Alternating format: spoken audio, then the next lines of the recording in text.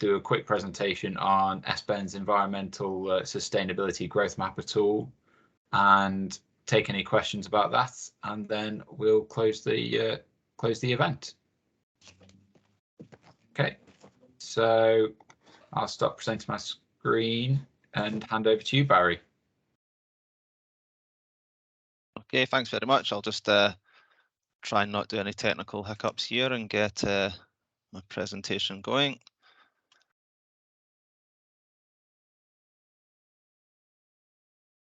Okay, can you see that okay? Yep. Yep, perfect. Fine. Okay, so save water, save energy, and hopefully cut carbon emissions linked to your organisation. My name is Barry McGovney. I'll do a little bit more of an introduction in a couple of slides. Hopefully talk to you today around how we can look at carbon and the impact water can have on the carbon emissions to your organisation. A little bit about Water Plus. So Water Plus is a joint venture between United Utilities and Severn-Trent Water, very much set up to service the water retail market, which was opened in 2017 as part of a deregulation of that market. Water Plus currently service around 750,000 supply points in the UK, and our customers range from large multi-site customers, industrial users, to small shops and offices as well. Okay, who am I? I ask myself that quite a lot, actually. So I'm the technology and innovation manager for Water Plus. I lead on sustainability for the business, and I help our organisation really consider our impacts towards the environment, what we can do better, and also as part of my role, I advise the largest customers in the UK on water management, water strategy. I won't go into my experiences there, so that's basically me trying to justify to you why I'm here talking to you today. I was an energy manager and I switched over to the water industry a number of years ago. In my kind of day job, I engage with energy managers on a daily basis. So what I found really effective is I can talk the same language as them. I believe absolutely in continual personal development, and I like to share that with colleagues and more importantly customers as well. So if there's anything at all throughout this you ever want to reach out to me, just please get in touch. And throughout the presentation today as well, there'll be some polls that come up. It'd be great if you could engage with the polls as well, and if you've got any questions, just put them in the chat or just ask them at the end as well.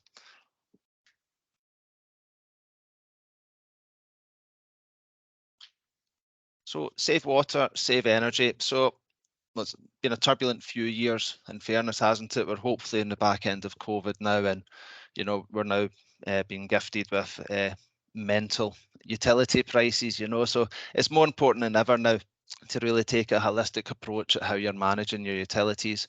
So natural resources, finite and precious.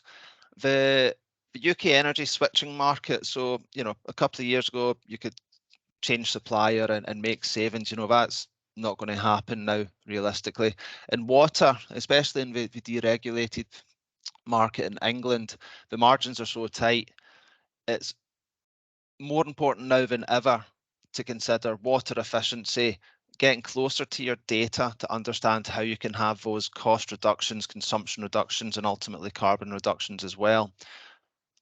Point there. So environmental CSR, it's been gaining traction for a number of years, if not decades. It's speeding up a bit now. COP26 last year, and the net zero movement that everyone is kind of driving forward to now. And then just the kind of last bit there on, and saving water can save you energy, hopefully drive out costs and improve sustainability while we're doing that. So where is the carbon in water? So water is, if you're doing your scope reporting, water falls under scope 3 in terms of carbon emissions.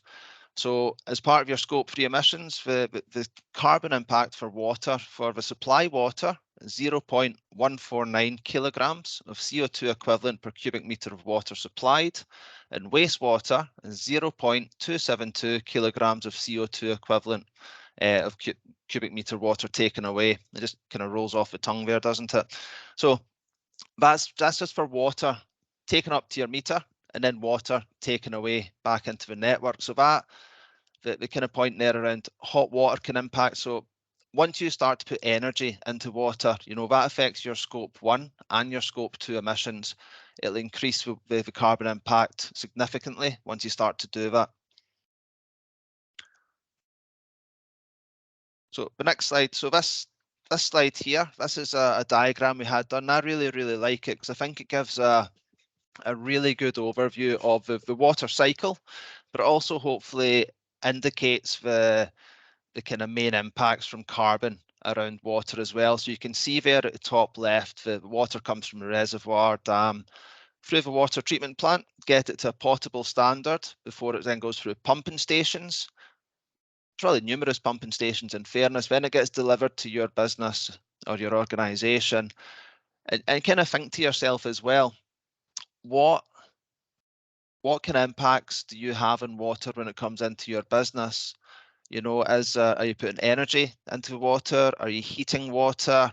Are you doing anything in your processes, such as are you making it ultra fine? Are you filtering it even more? You know, consider the energy that you're putting into your water. Then the water gets taken away. It goes to your wastewater treatment plant, and wastewater treatment plants are massively energy intensive. You know, you've got aeration, dosing systems, different types of interventions that get that water to a standard so it can be discharged to the environment. So that's why it's almost double the carbon impact of supply water. And I think I missed a poll on slide 4 there, but there's another poll. If you could launch that just now, please. There we go. There we go. Okay, tap aerator. So again, kind of quite a theme throughout this presentation. It's a lot of it's really basic stuff, you know, but it's stuff that we don't pay too much attention to. So tap aerators, basic tap aeration can save you up to 75% on the water use of your taps. So most taps without aeration will probably run between 8 to 12 litres per minute. With aeration can run between 3-5 litres per minute. I've seen some as low as 1.5, but just a kind of slight word of caution around aeration and going too much, because it's great and everyone should be doing it. We should be lowering water usage as much as we can, but you have to consider the wider impact on your water network, because there's other compliance aspects you need to think about, and that one being Legionella and water hygiene. So for instance, if you have low use areas and you have to flush them every week as part of HSG 274, so you have to flush the low use areas every week. If you're flushing them for 5 minutes, 10-12 litres per minute, then you know you aerate all the taps and then you're only using 3 litres per minute for 5 minutes. You're not going to get the same amount of turnover in those taps, and that could lead to bacteria growth and potentially Legionella growth as well. So it's something to consider. And also with all water efficiency as well, always consider that wider aspect. You know, for instance, I work with some organisations that have 40,000 litre tanks, you know, and we've made them super efficient with water, and in the middle of the summer, the tank temperatures are going above 20 degrees. So anything between 20 and 40 degrees is always a bit of a danger area, especially for Legionella as well. A couple of things you can do. So for the low use areas, you can actually remove the tap aerators. You know, they're really easy to come off, take them off and flush water through, clean the aerators while you're doing it. And then with your tanks, what you can do as well, so you can consider a couple of things with your water tanks. So you can look at downsizing the tanks, but that becomes quite expensive. You can look at putting delayed action float valves, so that'll only fill the tank up, say halfway, you know. So if you're only using half the amount of water, you only need half the amount of storage realistically. And then what you can do potentially, if water bylaws would allow it, would be to go straight to mains and just remove your tanks altogether. So it's something to consider about.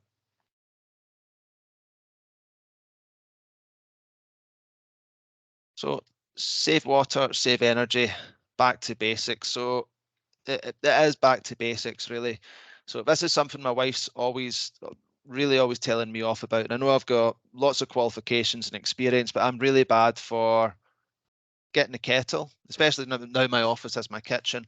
Get the kettle, fill it to the top, make us a cup of tea, come back a couple hours later, fill it to the top, you know, and I've not actually used it, you know, so it's be mindful of the absolute basics, because we do have a cost impact, we do have an impact in your scope 1, scope 2 emissions as well, because kettles are actually quite energy hungry, you know. And if you think about your organization, especially if you're a multi-site customer, how many kettles do you have? How many cups of tea are made daily? You know, so it's worthwhile considering. If you are getting new kettles, make sure they're energy efficient. If you live in a hard water area, make sure the kettles aren't scaled up. Descale them if you can, just to make sure they are working efficiently.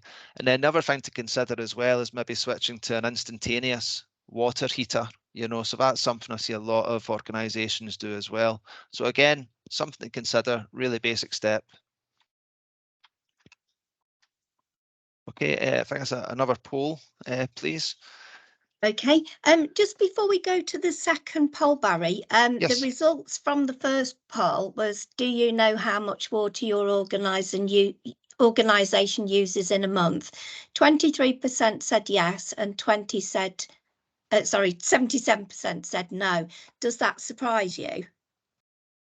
It does. It surprises me, but it also kind of, it shows there's a great opportunity there, you know, because one thing I found when I got involved in water at the start, so water is very much the forgotten utility, you know, and I quite like a kind of underdog story, you know, so I switched from energy to water, and it doesn't surprise me really, you know, in fairness, because even now I talk to people and they call it the water board, you know, they still think they get their water from the water board. They don't know, some people don't even know they can switch water retailers, you know, so the water industry is, as I say, it's a kind of forgotten utility, but the opportunity is fantastic. And, you know, the 77% of people that aren't aware of it, I'd love to help you become more aware of it. You know, that's what I do for a living. And I suppose just to go onto this slide as well, it doesn't need to be complicated. And, you know, and thankfully for me, I've managed to make a career out of it because it's not complicated, you know. And this slide as well is probably quite prudent actually to go onto this, because this is about, you know, meter reading, you know, knowing where your water meters are, reading your water meters to as much as you can realistically, you know. Monthly is fantastic, weekly's great, you know. If you're a large industrial user, do it as your daily checks, you know. Again, understand where you use water, you know, what's that balance of water consumption on your site? Are you using 80% of your water consumption on toilets and taps, or are you using 20%? You know, because if you're using 80%, then, you know, focus on some efficiency measures and your toilets and taps, you know, some of the measures I spoke about before. Look at how you can reduce it. You know, if you've got urinals, you know, consider going to a semi-waterless system, you know, make sure you've got urinal controllers.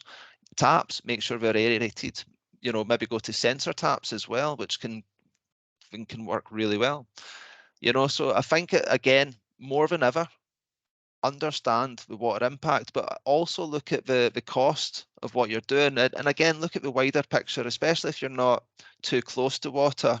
You know, there's other costs around that as well, surface water, and other kind of costs, so property drainage. So there's potential in there as well to lower your costs just by being closer to it. And we see some significant savings when people start to get switched on with water. So again, just consider that. Consider the wider look at water, and consider the relationship between energy and water in your organisation. And again, if you're unsure, just get in touch with us. That's what we do. We're always happy to talk around it. So just the figure here, the organisations use on average 140 million cubic meters of water a month. That's the equivalent of 73,000 car emissions. You know, I've used this slide a couple of times, and every time I'm always kind of like, the mind boggles with that figure. You know, it's absolutely massive. So okay. Engaging. Sorry, on you go. Sorry, Barry. I just wanted to know. Do you want to know what the results are of the second poll? As to where the organisation uses water, do people know whether it's in their process system, pipework, or facilities for staff? 46% have said yes, which is great, and 54% of people have said no. Again, you know, it's fantastic that almost half the people have that understanding, you know, but it's also good as well that the people are honest enough to say they don't, you know, because that they'll maybe leave today and be like, right, okay, let's look at this, you know. What I have found as well, and don't hold me to this, it's just my experience, but I found water projects pay back a lot quicker than energy projects. You know, sometimes we do water projects and they pay back in 1-2 years quite easily. You do energy projects, and, you know, and you're trying to argue a 6-year payback, you know. So I think, again, it's screaming out to me that there's a great opportunity here. And again, you know, quite fitting going to this slide as well. It's almost as if we planned the polls, isn't it, with the slides? So the good thing here is about engaging with staff. Staff can quite often be your best line of defence when it comes to looking at efficiency measures, looking at things that you can do differently on site. You know, so what we've found is the environmental forum, which I chair, for Water Plus, is some of our best ideas have came from that forum, because in that forum I'm the only person that has an environmental background. So what we've found is, by having that kind of quite a diverse group of people in that forum, it could have been something they've seen at the weekend, something they've seen on telly, and they've brought some great ideas, you know. And we've done some weird and wonderful projects at Water Plus. We'll go into that another day, but it's about engaging as much as you can around that, because staff are the people that are using your facilities daily, and they'll know the problems, they'll know the issues, and if you can start up some form of reporting mechanism as well, you'll quite quickly have eyes and ears everywhere that can help you sort things out before they become a real issue. And the kind of final note at the bottom there, review your plans, you know, and kind of understand what's the impact to your organisation if you have a water supply interruption. You know, does your business have to stop operating? Does your business have to work a kind of half capacity? You know, what's the impact on revenue to your organisation of a supply interruption? And have a contingency plan in place. See where you could get a tanker in, you know, is it a breach piece, is it a tank fill, or whatever else, you know. Have that plan in place to kind of support, you know, and use your staff to help you with that as well, because you have to consider a small underground leak. It might be fairly inconspicuous just now, but they can quite quickly, especially seasonal changes, when frost, ground heave, you know, the pipes can fracture.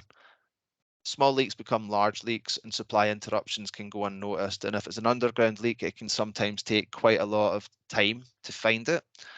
So it's worthwhile considering contingency as well.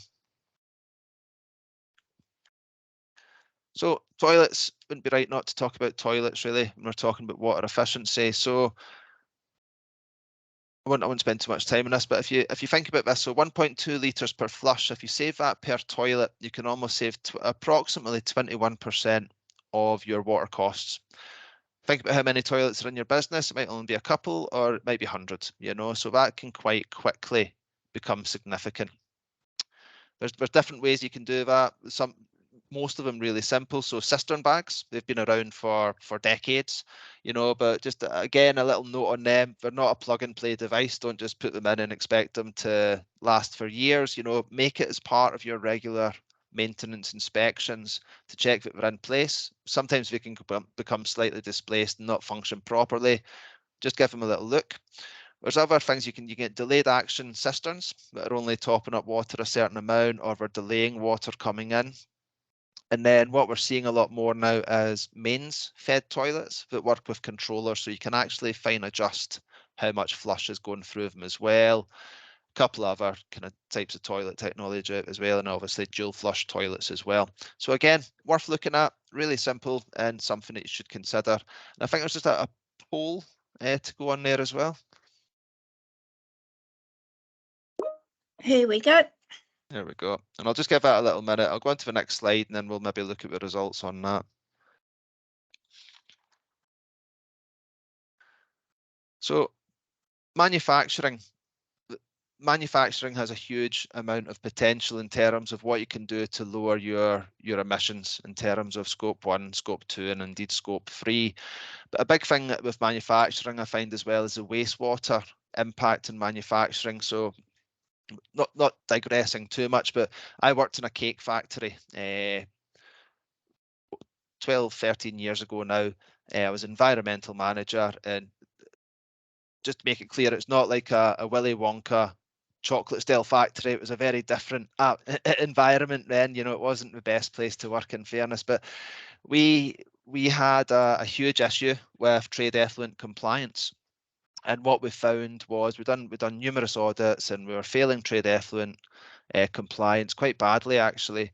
And we were having to spend 60, sometimes more £1,000 a year on drainage related call outs. So we've done a lot of audits, and what we were finding was the staff were actually using the floor drains as basically as bins, you know. So the food waste that was going down the drains, if you can imagine, in a cake factory, it's full of all the good stuff. So fats, oils, grease, butter, sugars, basically all the stuff you do not want to go down your drain. So that was all going down the drain and creating all sorts of havoc.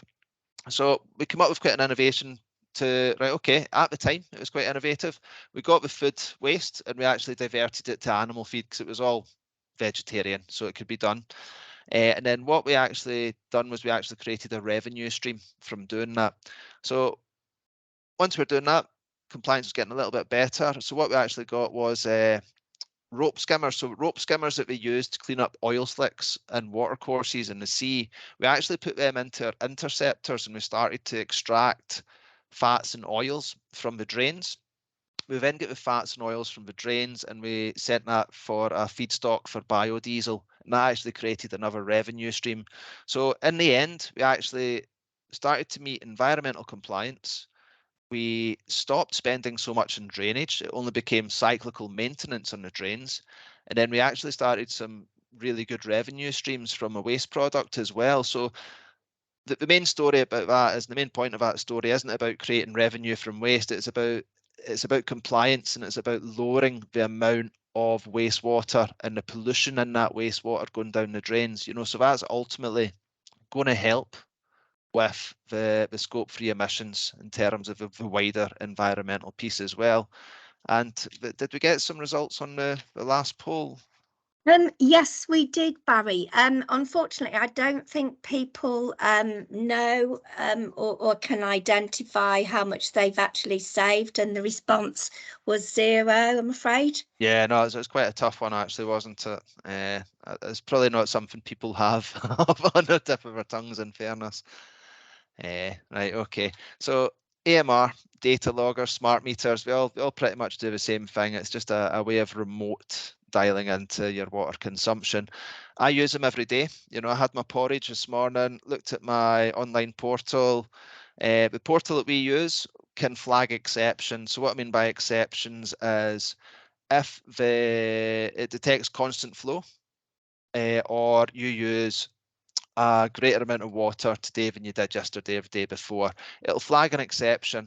So a red alarm, and it can email you, or it'll just show up in the system as an alarm. So that's what I do on a daily basis. For a lot of people, they'll install data loggers and smart meters. Some will use it for, you know, the odd bit of billing. Some people will use it same as a car alarm. Hopefully they never need it. Hopefully nobody tries to steal their car. Same as, you know, hopefully they never get a leak. But for me, it's so much more than that. So I use it for those two elements as well. But I also use it for looking at the kind of real detail around water. I also look at seasonal variances in water. I try to understand the seasonal variation in leaks, because most leaks will happen around about winter time, and then they start to surface in spring and as the ground dries out in summer. You know, sometimes if you've got a really dry area, you can see one little tree that's absolutely pluming amazingly, and that's because there's a leak underneath it, because it's got so much water underneath it. So AMR is super useful when it comes to stuff like that as well. You can see this example here on the screen. So this was a large industrial user that we supply.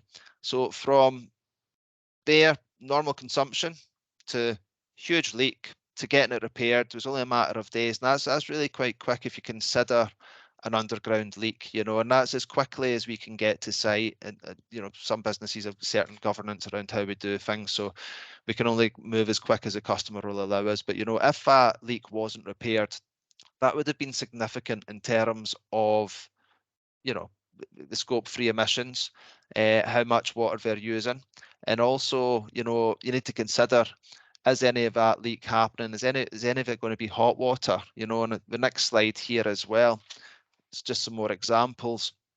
Town hall, gym chain, head office. So the cost on the side there, so that's kind of cost avoidance. You know, what is the cost of no action? And again, as I mentioned before, if any of these sites have leaks that have hot water, that's scope 1 and scope 2 emissions, whether it's electrically heated water or gas heated water, you know, so you have to consider that as well. And again, cost of an AMR isn't huge, especially if you're a large user.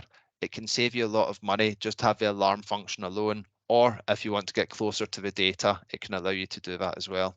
It also allows for kind of benchmarking. So for a lot of multi-site kind of organizations, we might have large, small, medium-sized buildings, but you know, it's about trying to benchmark them against each other. So whether it's a kind of cubic meter per square foot of water intensity, it's something to consider. But if you have AMR, you can start to kind of drill into that level of detail as well.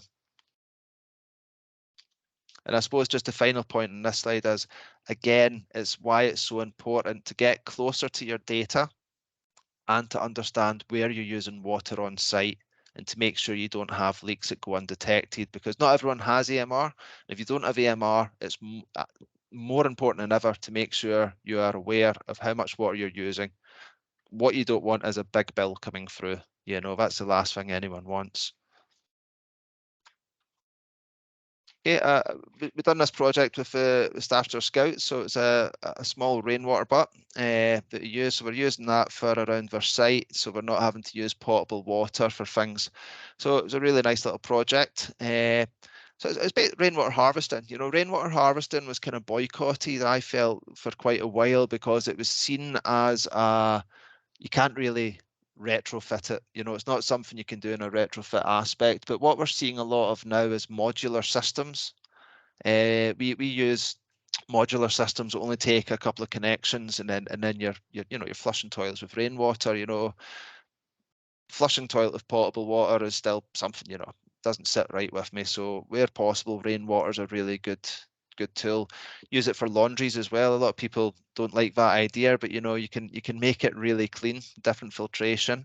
So it's got different uses. So again, it's something to consider. And then I suppose, I think we've got a final poll there around, you know, what opportunities has water given you this year, as something to think about. Okay, well, sorry, we've got another one as well, actually. Have We've we? got, I missed one. has looking closer at your water use helped? And if so, how? And there's various options there to choose from. So I'll just pop that one in first. Yep, no worries.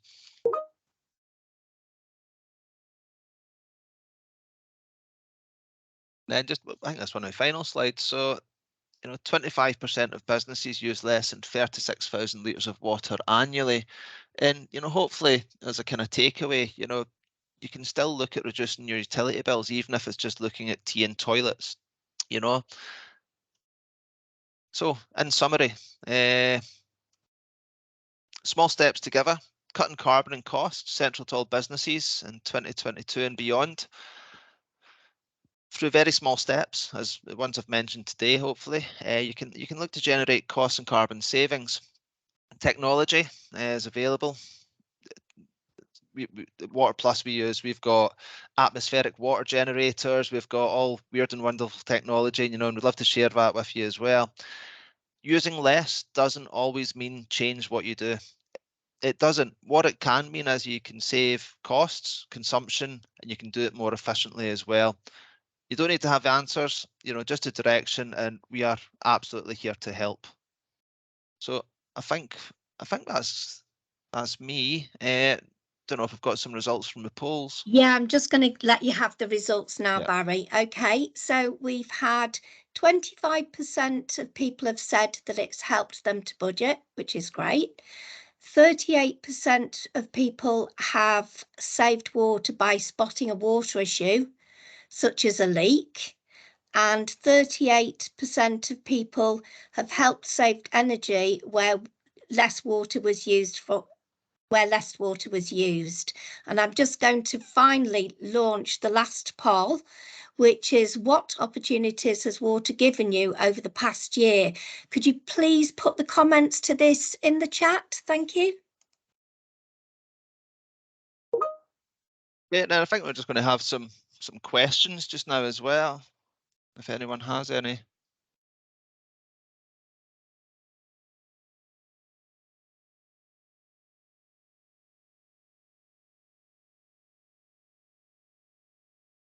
Yeah, really good point there as well around the rippling of water in the pan. So from Chiara, so I spend a terrible amount of time in bathrooms with a lot of customers, you know, and that's something I've always advised them to do, just because they look at the toilets and they don't see a raging torrent of water flushing down there. It's actually the ripples of water in the pan that absolutely can waste so much. So that's a really great point.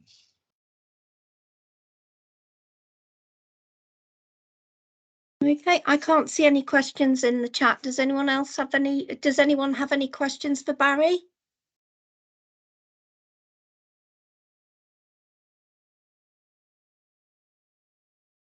I think I'm getting off lightly today. Okay. Oh, hang on, we've got a message here. We've got one from PK from the Sustainable Society. By installing additional water butts, I've been able to save fruit and veg in the garden with rainwater rather than using tap.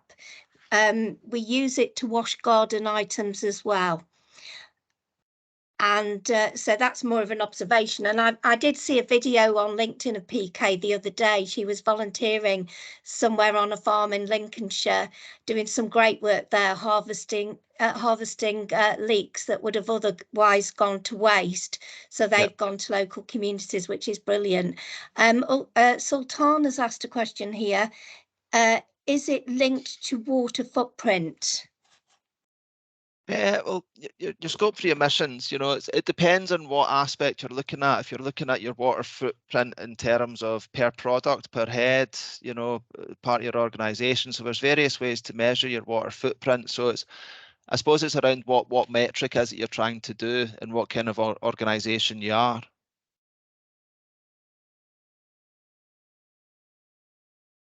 Okay, we've got another one here from Asia.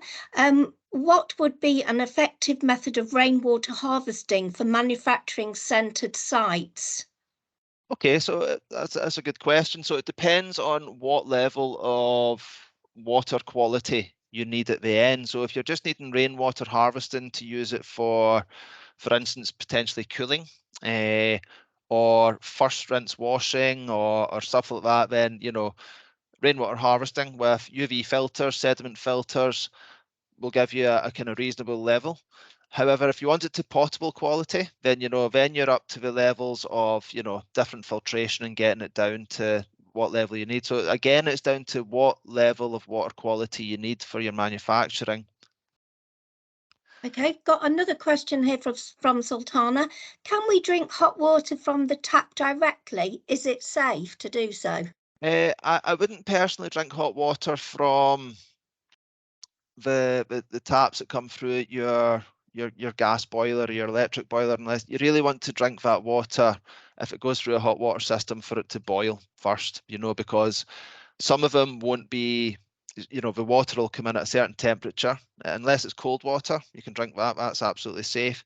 But if you're kind of mildly heating that water up, it's going through the gas boiler, for instance, it's into that kind of heating vessel and then coming through. So I wouldn't drink that. It's not that it's not safe, but I just wouldn't drink it personally. I think you're better to, if you're drinking hot water, boil it from a kettle or from an instantaneous water heater. Lovely, thank you, Barry. Has anyone else got any more questions for Barry?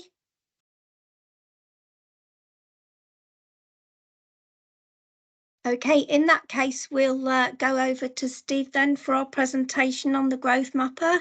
Thank you, Barry. You're more than welcome. Thank you.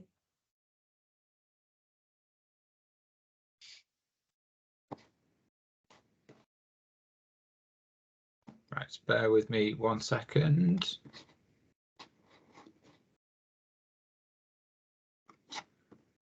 Okay, can we all see that screen? Yeah, that's fine, Steve. Okay, so I just want to take a few minutes to talk through our environmental sustainability growth mapper tool we have available through SBEN. This is a tool that's been provided to us by Oxford Innovations, and they've had great success over the past 5 to 10 years developing growth mapper tools for all sorts of business sectors. There is a growth mapper tool for general business growth available in Staffordshire, but this is the first one that is specifically designed and targeted towards environmental sustainability. It is a free business diagnostic tool which is available to any businesses within Staffordshire. So it's currently funded to run up until September of this year. So only a few months left, but please get involved. And once you've got through it, then benefits you'll be able to move on forward separately after that. Currently, we have 31 businesses signed up and using the tool and benefiting from it. We go through, as you sign up to the tool, you go through a coaching process. So the idea is that you can engage people within your organisation at all various levels, ranging from shop floor all the way up to director or CEO level, to try and get a wide scope of how different levels in your organisation view how you're succeeding or where you're failing or where your weaknesses are in environmental sustainability. So through this coaching process, we can help you highlight areas of weakness where you can work on, any areas you think you're doing really well, and we can then help guide you with how you can improve those areas through recommendations such as the carbon tracker tool to allow you to monitor your carbon footprint, feasibility studies for certain areas, carbon literacy training for your staff, implementing green champions to try and really work on that culture of environmental sustainability as well.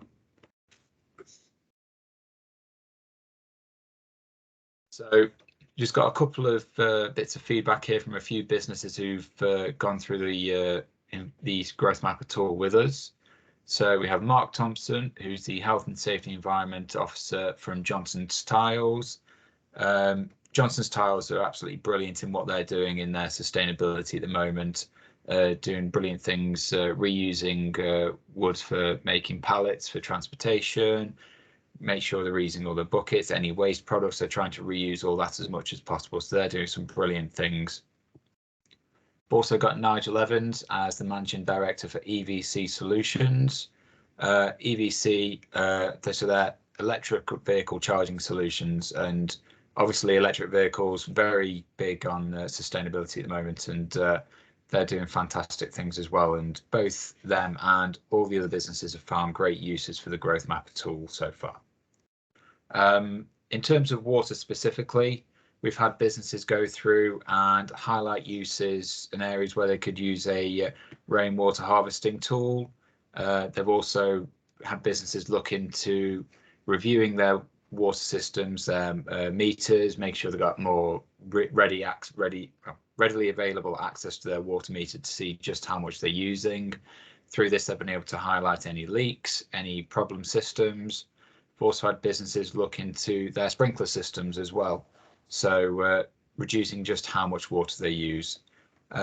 These things work in all levels of business, so from small businesses to large businesses. I know in my previous role at Toyota in Derby, which I know is not in Staffordshire, they recently installed urinal sleeves across all their toilets and sites, and they were saving up to about 300,000 litres of water per annum through that, so huge, massive savings there. If you have any questions or if you're interested in the growth mapper, please go to the SBEN website. Under the funded support section, you'll be able to find all the different areas and funded support that we can provide for businesses there. If you go on the growth mapper section, you'll find some more details and there'll be a contact there to speak to us as well. Okay, are there any questions at all on the growth mapper tool for me, or? I can't see any in the chat. Let's just take a look.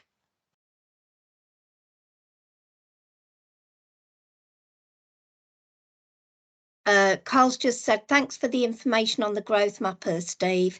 If you have any questions for Barry, please do add them into the chat here as well.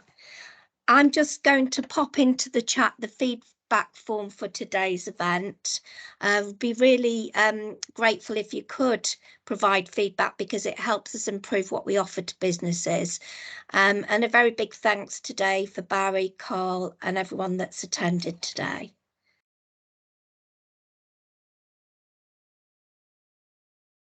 Okay, yes, thank you very much. I'll stop sharing my screen now.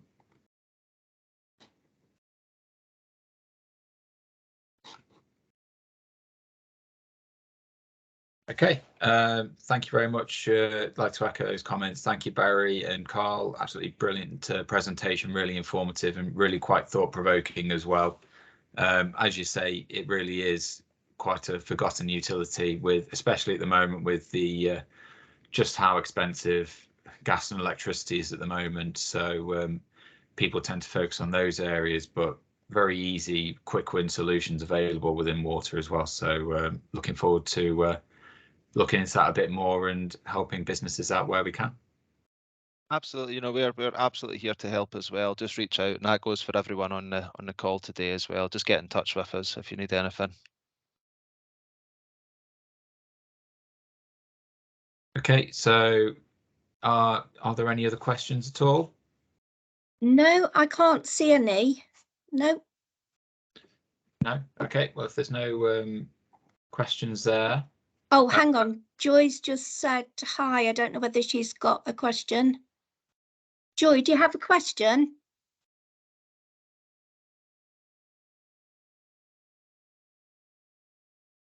No.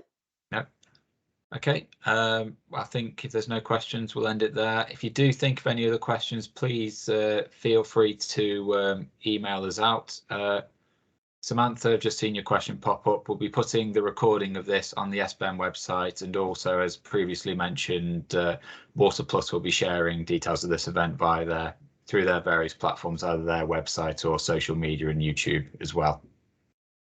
But thank you all for attending. Again, a big thank you to Barry and Carl from Water Plus for providing the presentation and being sort of brilliant speakers there as well. And thank you all for attending. Thank you. Thanks very much. Speak to you soon. Thank you. Yep. Take care. Thanks. Bye. Bye-bye. Thanks. Bye.